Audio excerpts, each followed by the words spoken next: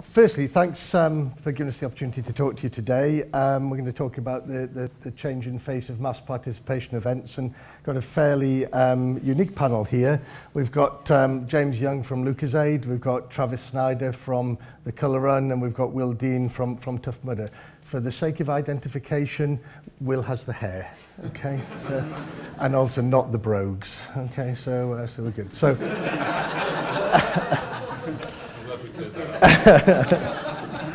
would have been a good look. Yeah, I would.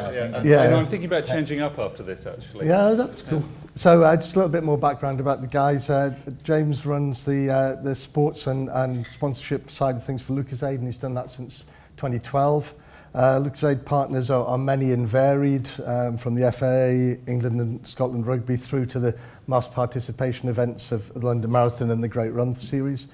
Prior to Lucozade, James was at at BA, O2 and at Sony Ericsson, and he lives his strategy by participation in the past, I understand, in marathons and things like that.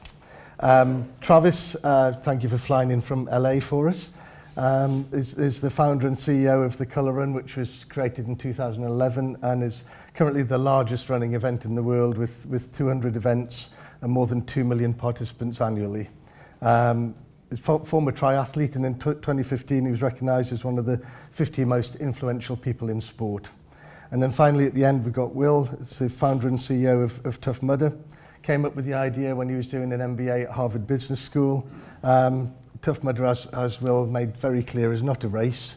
It's the premier adventure challenge series in the world, and hear a little bit more about that. And again, Will regularly features in the lists of 40 under 40. So, by way of introduction from your relative areas, James, why is mass participation events important for Lucozade? The simple answer is what we would internally refer to as driving product relevance. These jargonistic terms, but I'm going to do this. Quick show of hands if you've ever run a 10K, a half marathon, or a marathon.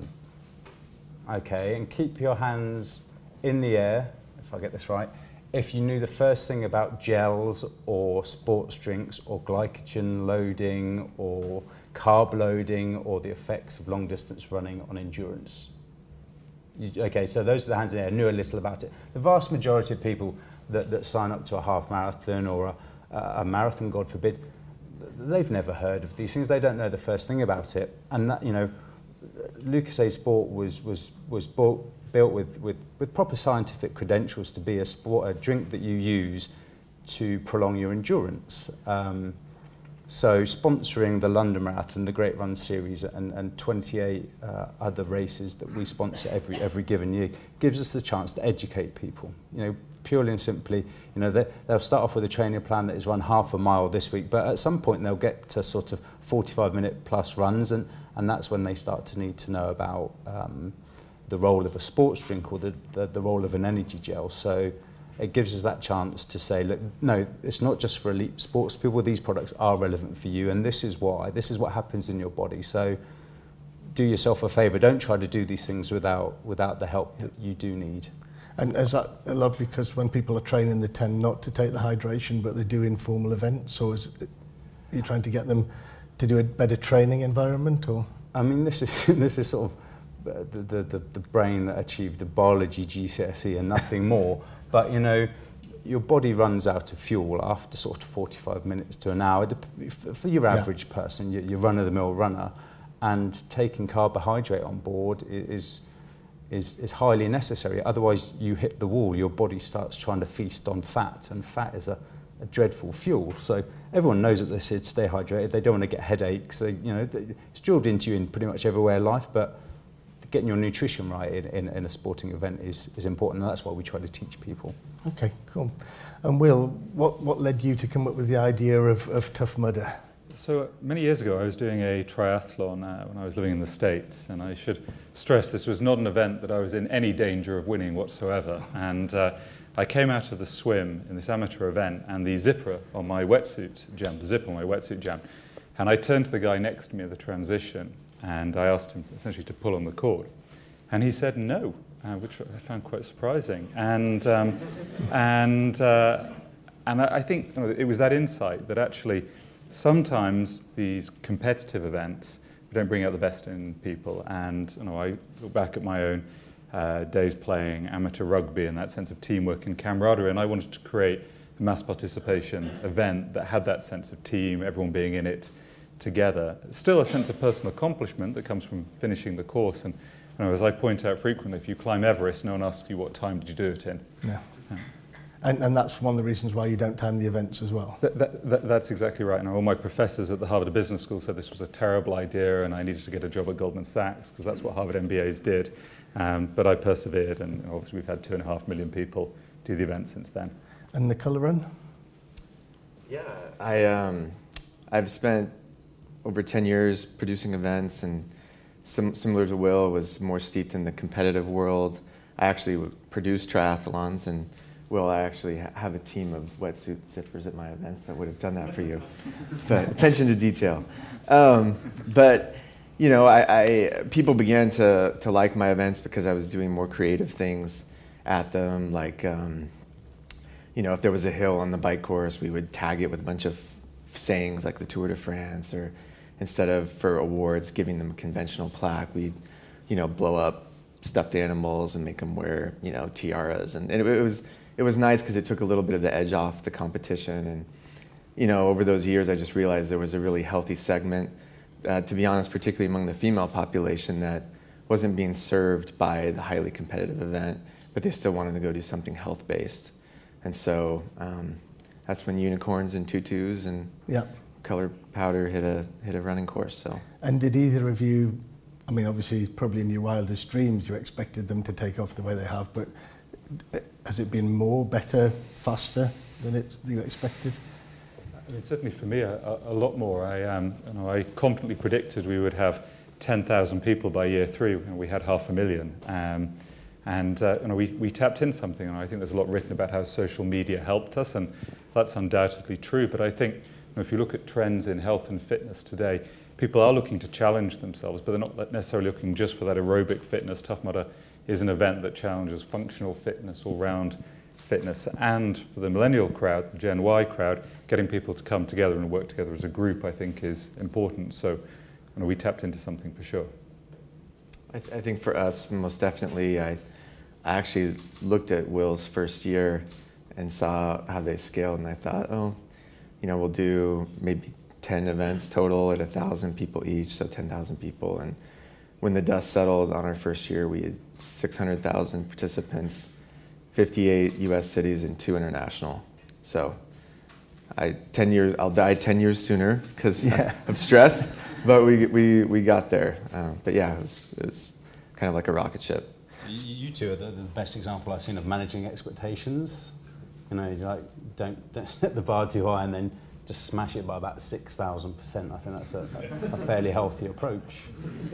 Particularly when you're talking to funders and things like that as well. I might try that one with the board next time. Yeah. So maybe, Travis, how does your value proposition differ from something like a London Marathon or a triathlon series? That's a great question. It's the difference, I think, between being exclusive and being inclusive. So, when you're in the start line of a competitive run, you're looking at the people next to you as competition. Am I going to be faster or slower than this person? Can I pace off them? And those competitive juices get going, which honestly is a beautiful thing. When I competed a lot, at the beginning of my event, you're saying, "Hey, will you hold my phone and take a picture with us?" And you're high-fiving, and it's a much more of a inclusive feeling, but it's still built on the backbone of, "Hey, let's go run together." It's just a different value proposition. And the same with Tough Mudder, or?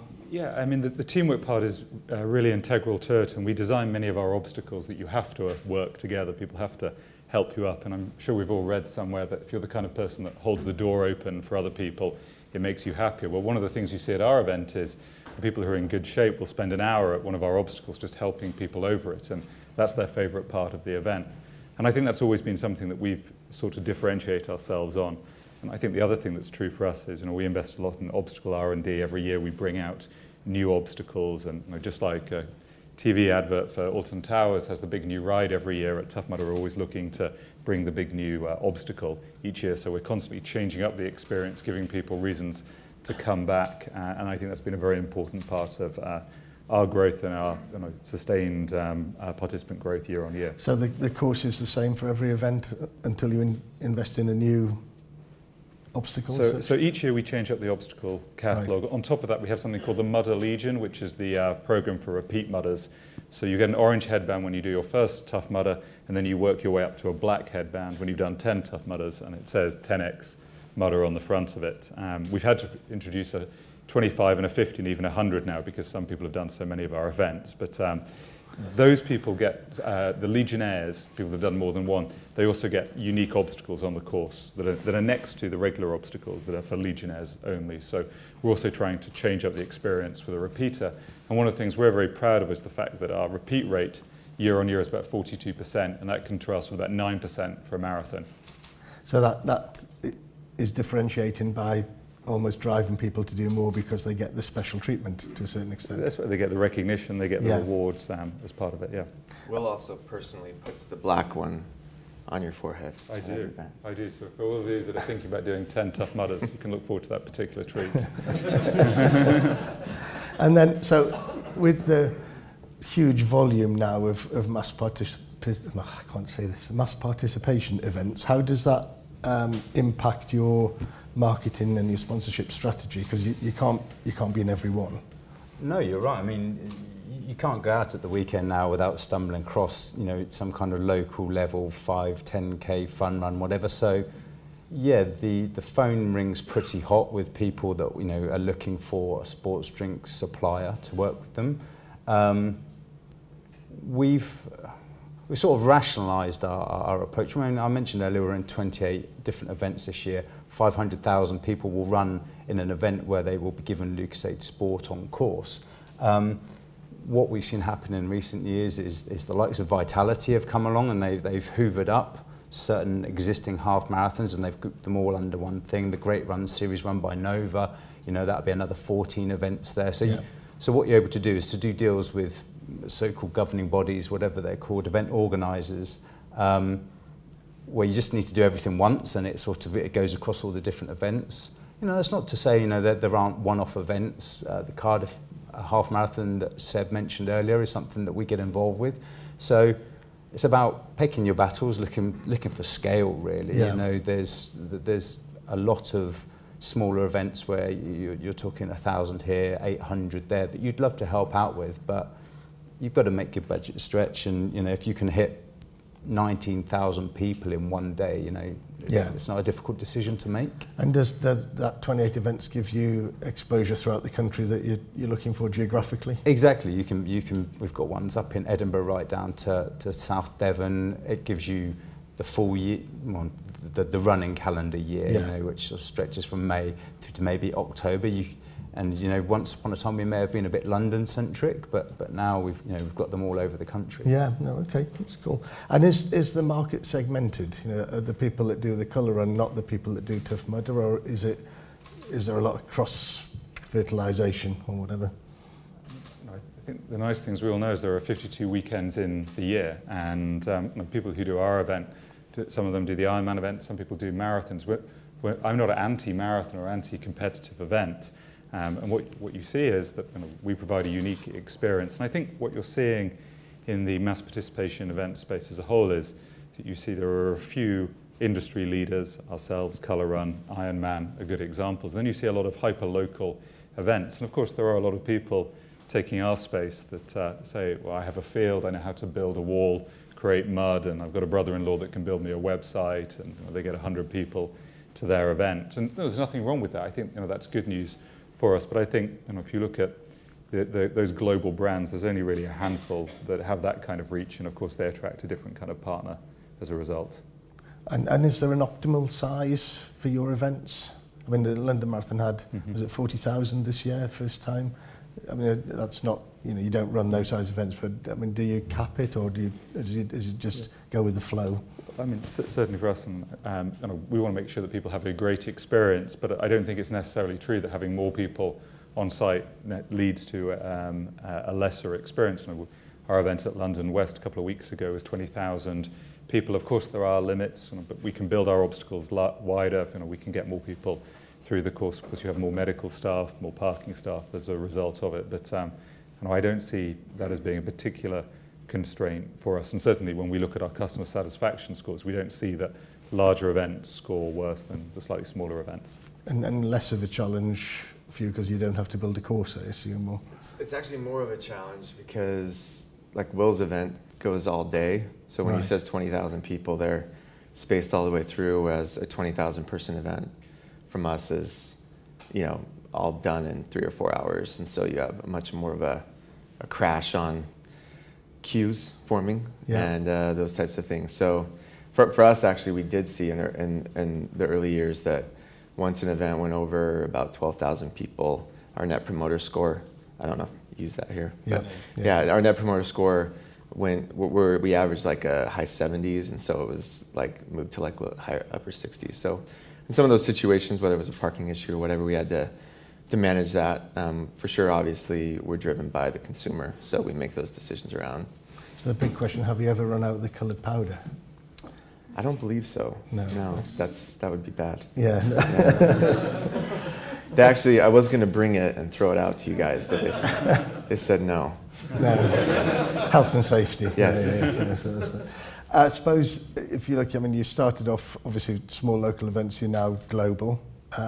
How's expansion been in terms of being able to maintain your brand values, the experience? Maybe Travis, you're in lots of countries. Lots of my son did the one in Santiago a couple of months ago. Great photos. How do you maintain, the brand and the experience in Chile in the same ways that you do in the States or the UK? It's a good question. It's really important to us, and as I mentioned, we were scaling so quickly. Developing obviously processes, standards of production, and those types of things were huge. But honestly, in the first 18 months, I was on a plane, basically constantly setting up our international partners and going to town. I helped with our partners here, permit it at Wembley. And when I came to the event, there was in the underground, there was a custom sign with the underground mayor of London that said "Colour Run this way," and my wife stood in front of the camera while I carefully rolled it up, and it's framed back in Los Angeles right now. But we don't need to tell them that. But it's my favorite memento. But yeah, it was a challenge. We had an event in Singapore that the check-in was a week before the event, and it didn't go very well. And I could see on Twitter people saying, "Why am I in line so long?" And so I hopped on a plane and helped produce Singapore the first year just to ensure, because for us, we broke through a lot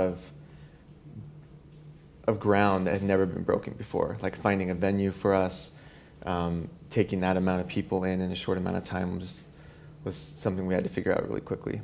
And from your perspective? Yeah, we've moved a little slower than the Colour Run. I don't think Travis would mind me saying. I think our events are probably a bit more complicated to put on. We're building a lot of large obstacles, zapping people with electricity, skips full of ice, that kind of thing.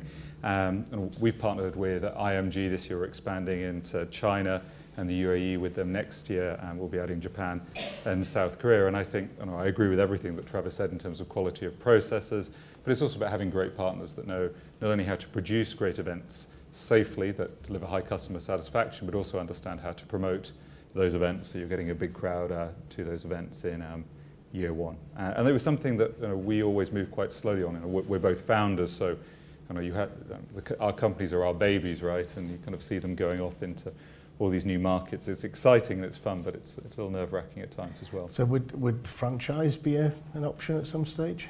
We're certainly using a licensing model to expand, which is largely how we're expanding in Asia, and we're looking at other parts of the world for that as well. And for you? Yes. Yeah. Okay.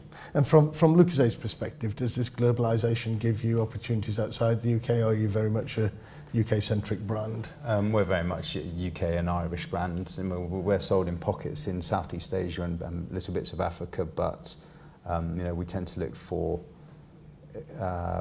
UK-based properties more often than not. But there's obviously no shortage of those. there is certainly no shortage, you know, and you know, I was talking to Will earlier. You know, I met recently with one of his team to see if there's you know, something that we can be doing together. I'm sure there is.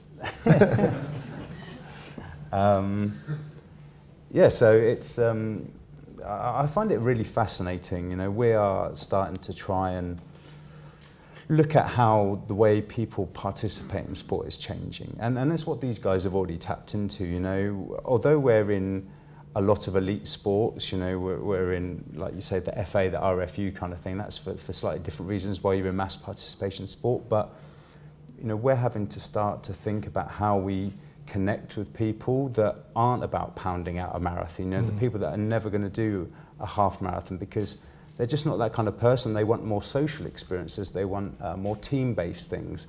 And so the different formats that these guys have brought to market, you know, they're feeding a need. They're not, you know, it's not being created and then pushed down people's throats. It's the way, you know, this generation of people have grown up, that the thing that they want to get out of sport. So it's... And I mean, from a trends perspective, what have you been going a few years now? Are you seeing different trends in the way that people engage with you or what they're expecting from the event? I think certainly one thing we see is there's been an increasing demand for information about how to train for a Tough Mudder. And I think when you look at things like the CrossFit Games, you see that exercise and sport are starting to merge.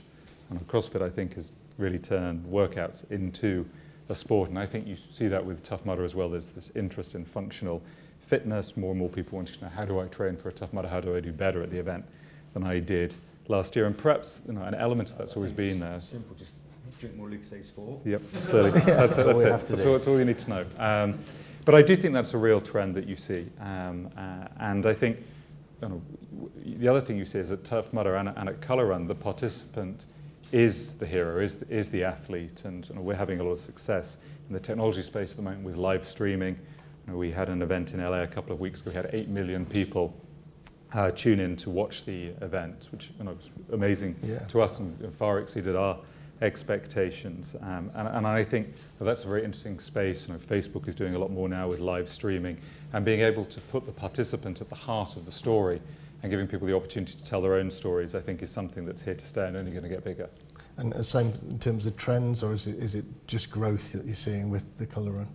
Obviously, the training isn't as sophisticated. I think still to this day, our most pinned thing on Pinterest is a 5K training plan that we put together, and it's been shared and reshared a bunch of times. So there's definitely that element, because 65% of our participants have never run a 5K before. So, you know, I think the fun of the event and being invited by friends is what drives it. And so they are interested in, you know, how do I train? I think for us, sophistication is training, but it's also just how do you engage with these people year round, because they're only physically with you for 24 to 48 hours, you know, when you add check-in versus the actual event. So there's 360 plus days where, you know, like as Will mentioned, you know, with the advances on Facebook, how do you interact with these people via, you know, their email, via the social media channels that you have? And for us, it's expanding as rapidly as I think everyone sees it here. So one of the things that came up this morning, or a couple of discussions, was that people go into, say, soccer matches, football matches here, that population's aging. You know, your demographic, is it a complete mix, or is it millennials, or where does it, you know, Travis, from your perspective, do you do that analysis? Oh yeah, for sure. I mean, our demographic is 70% female and 18 to 34. So from our side, the full event, which is the 10 to 12 mile event, that skews male. It's about 65% male. Our typical participant is in his early 30s, but it's a broad church. You see people straight out of school during our event through to, we've had people in their 60s, 70s, and even into their 80s during our event. The Tough Mudder Half, which is our new event this season, which is, as the name might suggest, half the distance, but it also doesn't involve the ice or the electricity of the full event. That one, that's skewing female for us. That's about 55% female. and a year or two younger. But again, very broad church in terms of the range of people you're getting to the event, not just in terms of age, but also in terms of income bracket as well. For those of us that aren't that familiar with Tough Mudder, just explain the electricity bit. Yeah, sure. So the final obstacle, the first time you do a Tough Mudder, is electroshock therapy. It's a field of live wires, each which is charged with 10,000 volts, and you have to run through those, and if you get hit, it does sting, I won't lie, but I should explain, it's actually a very low amount of electricity. It's not just the voltage, it's the voltage and the wattage combined that you have to look at. I should also point out that by far and away the most dangerous part of doing a Tough Mudder is the drive to a Tough Mudder. You're far more likely to be injured, 7 times more likely to be injured driving your car to the event than actually doing the event. We're very proud of our safety record. And once you've done that once, electroshock therapy is a little like getting married. You look forward to doing it the first time, but you don't necessarily plan it the second time. And once you've done that once, as a Legionnaire, you get to do another obstacle called the Frequent Flyers Club. So that's what you get to do instead. Okay, interesting. I've not done many events where they actually electrocute you, so that's quite a challenge. Well, yes. well, there you go. Yes. So, I mean, do you think you're helping to create a fitter world? I mean, absolutely. I mean, we're not curing cancer. I don't pretend we are, but we are encouraging people to live happier, healthier lives, to spend time with their friends, to put down their iPhone, engage in this quality experience. And it's not just the people who do our event lose weight, become healthier. They also overcome something mentally. And the number of people that we've had write to us after the event, people who are getting bullied at work, and they'll go into the office on a Monday morning with the orange headband on and say to their boss, "You can't speak to me like that anymore, I'm a Tough Mudder." And that's a great feeling for me. I'm very, very proud of that. So we're in the fitness space, but I think we're also in the self-esteem space as well. And same for you guys? Absolutely. The data speaks for it. I mean, we're doing 2 million participants a year, and 65% have never run a 5K before. So, about 1.2 million people are getting on a race course of some form, and we know about 60% of them go on to competitive running after that. So, I really am proud of the fact that we've converted many people to a more active lifestyle. And I suppose with the global nature, you're taking these events to some countries and geographies that don't necessarily have a history of fitness or running or whatever. So it's actually, UK or Western Europe and the US, there's been a big fitness movement for a long time. But some of the other countries that you're operating in now, and you probably started a catalyst for those countries. For us, that's mostly in South America. Yeah. It's surprising. It's running surprisingly developed in Asia and here. Yes. So just bring it back more a little bit to the sponsorship side of things. Now that you're global brands, are global sponsorship deals on the offering, or is it better to be local because of the nature of what you're trying to do? Certainly from our side, I don't think there's a right or wrong. I mean, in the UK, we have a national partnership here with Virgin Active. They produce the Mudder Maker class. That's something we've now expanded into Australia. Merrill, presenting partner, that's a global deal for us. Britvic, which produce Fruit Shoots, they now co-produce with us the Mini Mudder event, which is the children's event that happens alongside the adult event at our events. So I don't think there's a right or wrong. I think you have to make sure you're joined up. It requires a lot more coordination. Of course, there are regional differences, but I don't think there's a right or wrong. I think one thing that's definitely changing is the traditional idea of sponsorship, that you pay for a billboard and someone gets to put their logo on it. I think those days are gone. And if you look at why I think Tough Mudder and Colour Run has been so successful in this space, is because we can create this very interactive, very engaging experience at the event, and we can create opportunities to engage away from the event as well. Because I think at its heart, it's about putting the individual in the middle of that experience. They're the participant, they're the athlete, they're the hero in all of this, and I think that's why we've had so much success. And Sills? For us, a global sponsorship has been challenging from a logistics point of view, just because we're in so many territories. To be global, we were speaking before about what that would be if we had a beverage global partner, and they're giving out 2 million samples a year globally. Even like a Coca-Cola can't scale like that. So for us, not getting the full global has been more of a logistic issue, but we have national deals, you know, Yeah. so like Skittles is the title partner here, which is kind of funny. It's a good match, but a little bit ironic that, you know, there's the rainbow. You know, in the US we have broad partnerships there, but like Will said, I think more than ever, the consumer, this rising generation, call them millennials or whatever they're classified as, they're more sophisticated in advertising than any generation before, because they're branding themselves constantly. Yeah. When they see an ad, it doesn't work the way it used to work. They're just so much more aware, and so how you engage with them requires much more authenticity, much more relevance. Otherwise, the moment they know they're being advertised to, it switches off. So we've been able to do some really cool things that I think are, in the end, make the event better and serve the sponsor in a much better way than just, you know, having some impressions on a sign. Yeah. And from your perspective, is the way you measure a mass participation event different to the work that you do with the RFU, for instance?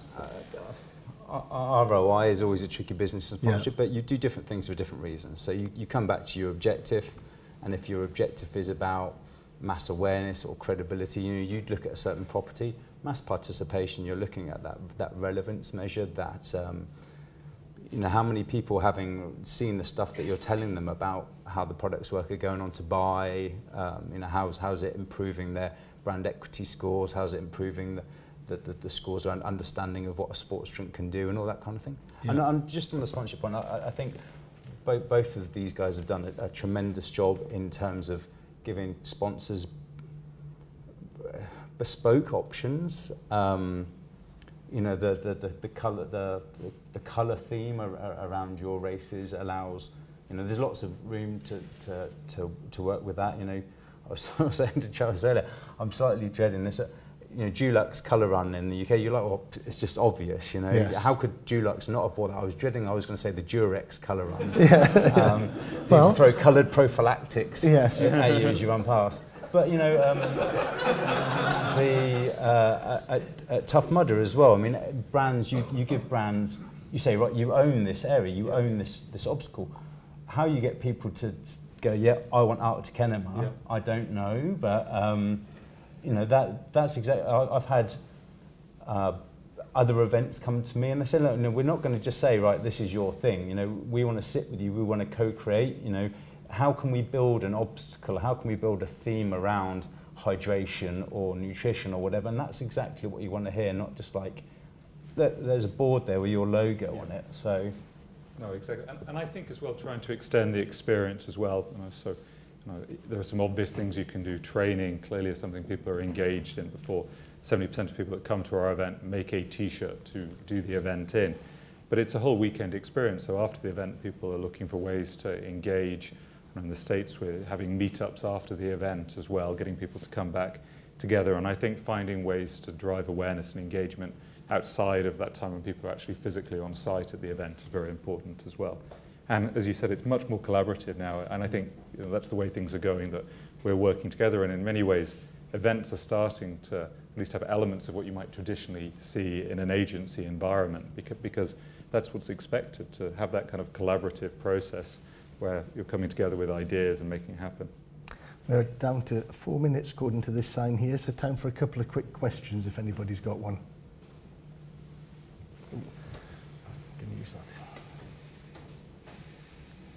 Hi, Chris from Synergy, who actually work with Virgin Active. So I'd be very interested to hear your guys' thoughts on, as you've changed and grown over time, how your selection criteria for different sponsors has actually changed. And then James, from your side, how you go about building a portfolio of mass participation events which help you tell a brand story.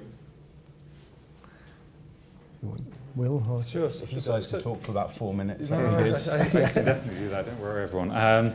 No, in all seriousness, we've always worked with true partners, and I think sometimes that word gets used as a replacement for sponsor because people just think it sounds nicer. I mean, I think it really does capture, in the case of Virgin Active, what we're doing there. We're producing a training course that gets people ready for the event, and there are sort of mutual goals that we're both achieving, and that requires a lot of collaboration. And for me, And I always said when I started the company, I never wanted to work with people I wouldn't have dinner with. And I think that culture fit, understanding the values of our brand, teamwork, camaraderie, not taking yourself too seriously, has always been very important. And we've turned down deals in the past, some of which would have been highly lucrative for us because we just didn't think that fit was there in the long term. We didn't think it was right for our brand. Travis?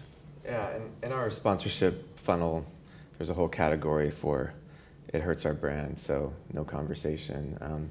Because for us, there's so much altruism associated with our event, and the tagline "Happiest 5K on the Planet" was crowdsourced in the first year because that was one of the most common used phrases on Twitter and across social media. So, they named it, and we basically gave it back to them. And so we're really sensitive about that, but we find partners that have alignments and work something out. But there's definitely some trimming if it doesn't fit.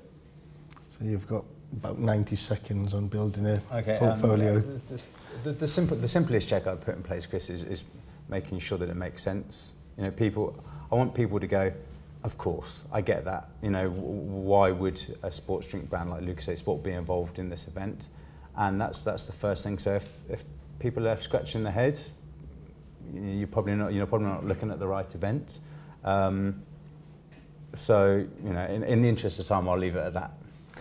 Well, one final question, just what's the future? I mean, you've got other totally different mass participation events on the go at the minute. Do you want to just tell people? Sure, yeah. I mean, our mission, vision, values are about bringing people together and, health-based experiences. And so we started a yoga event under the similar beginning of the color run that we felt like a lot of people were intimidated of yoga, that they're either doing it in their basement or at a high-end studio. So we're going to create an opportunity. It's called Soul Pose. It's just in its infancy stages, but it's really great. It's similar conversations where they're saying, "Oh, I was so intimidated before, but I came with 3 friends from work, and we laughed when I tipped over at that certain point, and it's been really great. It's great to see that." And Will? For us, I think it's probably 3 things that are very important right now. The first is international, which I've already mentioned. There are a lot of markets we're not in that we want to be in. Second up is new event formats. We have the half now. We also have World's Toughest Mudder, which is a 24-hour non-stop Tough Mudder, the elite end, and we're adding to that as we speak. And then last up, I think there's a lot of opportunity within the sponsorship place. Candidly, growth for us, and I think this is true for Travis, is not about having more events in the US and the UK, but it's about doing some new things and starting to diversify our revenue base. So we're on the little big red 0 here, so we're just coming to the end. So ladies and gentlemen, if you'd like to thank Will Dean, Travis Snyder and James Young. Thank you. Well done.